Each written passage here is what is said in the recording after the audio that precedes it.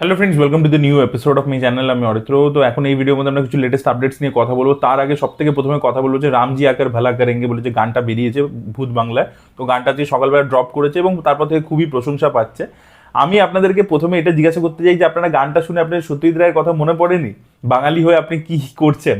কারণ একটা যে পোর্শন আছে, দেখুন, এটা প্রীতম কম্পোজ করেছে। প্রীতম বাংলা গান থেকে প্রচুর ইন্সপিরেশন নেয়, বাংলা গান সে রিমেকও করেছে হিন্দিতে, আপনারা জানেন প্রত্যেকে। গৌতম চট্টোপাধ্যায়ের গান সে করেছিল। যাই হোক, তো সেটা অন্য ব্যাপার। বাট এখানে যে যখন এই যে বলছে সাদা ভূত মাদা ভূত এরকম করে বলছে, ওই জায়গাটা পরিষ্কার আপনার গুপি গাইন বাঘাবাইনের কথা মনে করাবে। ঠিক আছে, মোটা ভূত, রোগা ভূত, কানা ভূত, কিম ভূত, ওই ওই পুরো ওইরকম টাইপের আর কি শোনাচ্ছে। ঠিক আছে, ওই যে গানটা ছিল সেই গানটার কথা ডেফিনেটলি মনে করাচ্ছে। আমার তো মনে হচ্ছে, আমি যতবার শুনেছি আমার ওই জায়গাগুলো পার্টিকুলারলি মানে heavily inspired by Satyajit Ray. আপনাদেরও সেম জিনিসটা মনে হয়েছে কিনা অবশ্যই কমেন্টে লিখে জানাবে। যাই হোক, ইন্সপিরেশন মানে নেওয়া তো ক্ষতি নেই, মানে সেক্ষেত্রে প্রীতম নিয়েছে, সেটা কোনো খারাপ নয়। আজকের দিনে ধরুন যারা মানে আমরা তো চিরকালই মনে রাখবো, বাট বম্বের দিকে বা নন বেঙ্গলি তাদের কাছে যদি ব্যাপারটা পৌঁছে যায় যেটা সত্যজিৎ রায় থেকে ইন্সপায়ার্ড হয়ে করছে, তো ইটস এ গুড থিং আর কি। তো এটা নতুন জিনিস। আর বাকি দেখুন, গানটার মধ্যে যে এনার্জিটা আছে দ্যাট ইজ অ্যামেজিং। এবং অক্ষয় কুমার এই প্রিয়াদর্শনের ছবির মধ্যে একটা অন্য রকমই মানে ভাইব পেয়ে যায়, একটা অন্য রকমই এনার্জিতে সে এনার্জাইজড হয়ে যায় এবং সে নেক্সট লেভেলে গিয়ে পারফরমেন্স দেয়। এবং কার্তিক আরিয়ান তো অক্ষয় কুমারের এই ট্রেডসগুলোকে কপি করেই আর কি সিনেমাতে এই ভুলভুলাইয়া ফ্র্যাঞ্চাইজটা চালাচ্ছে। বাট আজকেও দেখুন, Akshay Kumar is 59, but the kind of energy and screen presence that he has, মানে কার্তিক আরিয়ান ভুলভুলাইয়াতে এটাকে রেপ্লিকেট করতে পারে না। কার্তিক আরিয়ান তো বেসিক্যালি অক্ষয় কুমারকে কপিই করে ভুলভুলাইয়াতে যখন অভিনয় করে বা ডান্স করে হরে রাম হরে কৃষ্ণ হরে রামে। কিন্তু দেখুন, এখানে অক্ষয় কুমারের এনার্জি বা স্ক্রিন প্রেজেন্স কার্তিক জাস্ট ম্যাচই করতে পারে না। তো এটাই আর কি, কার্তিক যদি কপি করতে হয় ভাই অজিদের থেকে, মানে অজিদের প্রথম কথা কপি হয় না, আর যদি কপি করতে হয় তোর কম বয়সে এই এনার্জিটা আনতে হবে। যাই হোক, তো অক্ষয় কুমারকে হেভি লাগছে, গানটার পিকচারাইজেশন ইত্যাদি সবকিছু ভালো। অক্ষয় কুমার এটা মানে করতে জানে, এখানে যে ধরনের পারফরমেন্স ডিমান্ড করে, তো সেটা খুব ভালো লেগেছে আমার।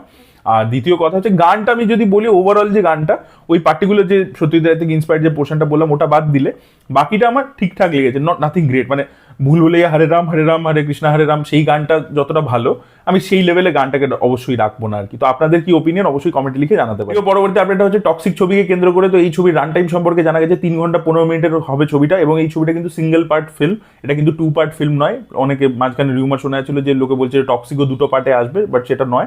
টক্সিক একটা পার্টেরই ফিল্ম, বাট 3 ঘন্টা 15 মিনিট রান টাইম হবে। এবং বড় কমার্শিয়াল ছবি এই 3 ঘন্টা 3.5 ঘন্টা রান টাইম এখন কিন্তু কমন ব্যাপার হয়ে গেছে। অ্যানিমাল, পুষ্পা, গাদার 2 ব্যাক টু ব্যাক অনেক ছবির ক্ষেত্রে হয়েছে, তো সেটাও কিন্তু এই ছবির ক্ষেত্রে হতে চলেছে। ভিডিও পরবর্তী আপডেটটা হচ্ছে রামায়ণকে কেন্দ্র করে। তো মার্চ মাসে তো রামায়ণের একটা গ্লিমস টাইপের আসবে, বাট ট্রেলারটা তারা লঞ্চ করবে হচ্ছে জুলাই মাসে। ইয়েস, স্যান্ডিয়াগোতে যে কমিক কন, যেখানে কালকির যেরকম তারা টিজার লঞ্চ করেছিল, তো সেম ভাবে রামায়ণের মেকার্সরাও প্ল্যান করেছে যে তারা ট্রেলারটা কিন্তু ওই কমিক কনেই লঞ্চ করতে চলেছে। আপনাদেরকে বলে রাখি, রামায়ণের কিন্তু ইউএসএ তে একটা স্ক্রিনিং হয়েছে, ফার্স্ট কাট যেটা ছিল রেডি হয়েছে, সেটা একটা স্ক্রিনিং ওখানে একটা অডিয়েন্সের সাথে করা হয়েছে। এবং সেই অডিয়েন্সের মধ্যে 18 বছরের বয়স থেকে শুরু করে 60 বছর বয়সী লোকেরা এরকম ছিল আর কি, মানে অ্যাক্রস দ্য বিভিন্ন এজ গ্রুপের লোকেরা ছিল।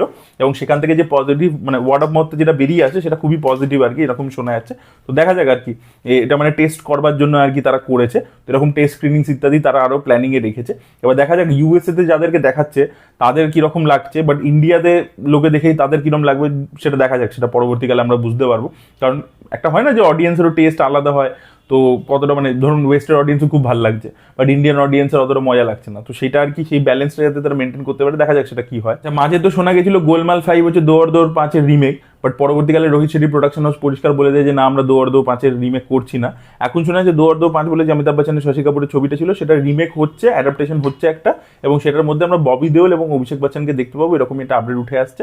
তো দেখা যাক এই ছবিটা মানে কিরকম তৈরি হয়। অরিজিনাল ছবিটা তো হেভি ছিল, আপনারা না দেখে থাকলেন অবশ্যই দেখুন, দেখা যাক এই ছবিটা কিরকম। ভিডিও লাস্ট আপডেটটা হচ্ছে দৃশ্যম 3 কে কেন্দ্র করে। তো দৃশ্যম 3 এর যে তেলেগু ভার্সন, বিকজ দৃশ্যমে তো তেলেগু একটা ভার্সন হয়েছে, 2টো পার্টি হয়েছে, তাতে আমরা ভিক্টরি ভেঙ্কটেশকে দেখতে পেয়েছি।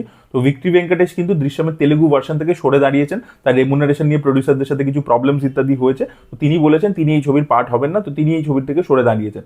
এবার দেখা যাক, তো মানে তেলেগুতে হবে না আর কি। তো এখন হিন্দি ভার্সন এবং মালায়ালাম ভার্সন, আর তামিলটা তো একটা পার্টি হয়েছিল পাপান আসাম বলে, যেটা কামাল হাসান করেছিল, সেটা তো পার্ট 2 আর কোনোদিনও হয়নি।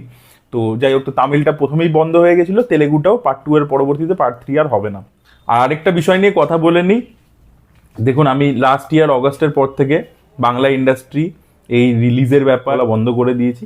আমি এগুলো নিয়ে কোনো কমেন্ট করি না, কারণ কমেন্ট করে কোনো লাভ নেই। অডিয়েন্সকে আমি এই ধরনের জিনিসপত্র নিয়ে অনেকদিন আগে থেকেই বলেছি, সেগুলোই এখন ঘুরে ফিরে আসছে। এবং অগস্ট মাসে আমি যে ভিডিওটা করেছিলাম সেখানে যা যা বলেছিলাম সেগুলোই পরের দিকে দেখা দিচ্ছে, আপনারা দেখতেই পাচ্ছেন। তো যাই হোক, তো আমি এগুলো নিয়ে কোনো বক্তব্য রাখতে চাই না, বাট রিসেন্টলি একটা মিডিয়া আর্টিকেল সামনে এসছে, সেটাই আমি আপনাদের সামনে তুলে ধরছি। আমার এটা নিয়ে কোনো ওপিনিয়ন নেই, আমাকে প্লিজ কমেন্ট সেকশনে জিজ্ঞাসাও করবেন না।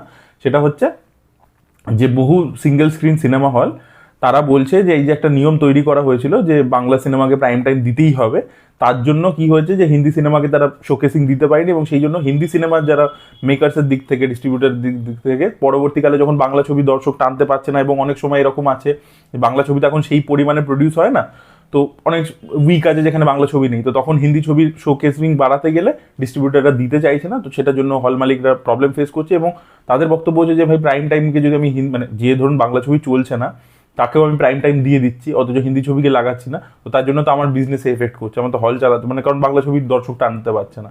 তো এই বিষয়গুলো নিয়ে আমি আগেই বলেছিলাম, তো এইগুলো প্রবলেম দেখা দিচ্ছে অনেকদিন ধরেই, হল মালিকেরা না খুশি আর কি, মানে সিঙ্গেল স্ক্রিন ওনাররা। এবং রিসেন্টলি দেখা গেছে স্টার থিয়েটার, প্রিয়া সিনেমা, তারা সব বন্ধ করে রেখেছে, পুরোনো ছবি আবার করে চালাচ্ছে।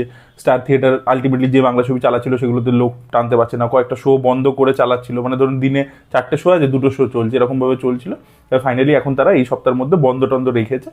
তো এই আর কি প্রবলেম। তো তারা বলছে যে এই জিনিসটা রিভাইজ করা হোক, যে বাংলা সিনেমাকে প্রাইম টাইম দিতেই হবে, এই ব্যাপারটা আমাদের জন্য খুব একটা মানে সুবিধের হচ্ছে না। তো এরকম একটা আর্টিকেল হয়েছে, তো সেটাই আপনাদের সাথে শেয়ার করলাম, এটাই বলা ছিল। আপনাদের কি ওপিনিয়ন অবশ্যই কমেন্টে জানাবেন। Thank you so much, bye by.